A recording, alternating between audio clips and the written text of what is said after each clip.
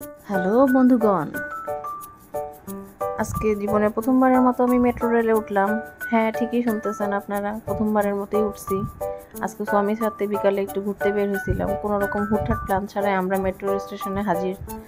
অবশেষে টিকিট কাটার জন্য আমরা যাচ্ছি। ঘুরতে ঘুরতে ঘুরতে ঘুরতে আমরা স্টেশনে এসে হাজির হয়েছি। পরে ভাবলাম যে আজকেই উঠি, আমরা কেন পিছিয়ে থাকবো। এই যে যাচ্ছি, এই ভাইয়ের পিছনে দাঁড়িয়েছি, ভাই আমাকে সামনে যাওয়ার জায়গা দিচ্ছে না। উঠে দেখি খুব পরিষ্কার সবকিছু। আমরা বাঙালিরা আসলে সবকিছুই পারি।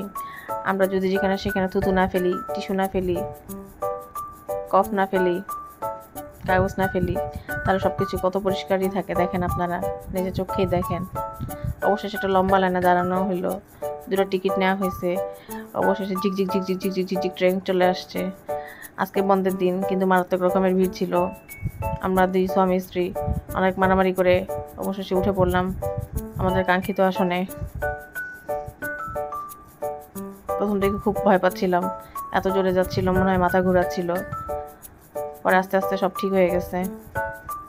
একটু ফুটেজ নিতে চাচ্ছিলাম আপনাদের সাথে শেয়ার করার জন্য, কিন্তু সামনের দুই ভাই তারা মডেল হওয়ার চেষ্টা করতেছিল, তারা কোমরে হাত দিয়েছিল, এই জন্য ভালোভাবে নিতে পারি নাই। ওভারঅল আমার জার্নিটা ভালোই ছিল। স্বামীকে ধন্যবাদ দিতে চাই। এই তো অবশেষে বাসায় চলে আসছি। আল্লাহ হাফেজ।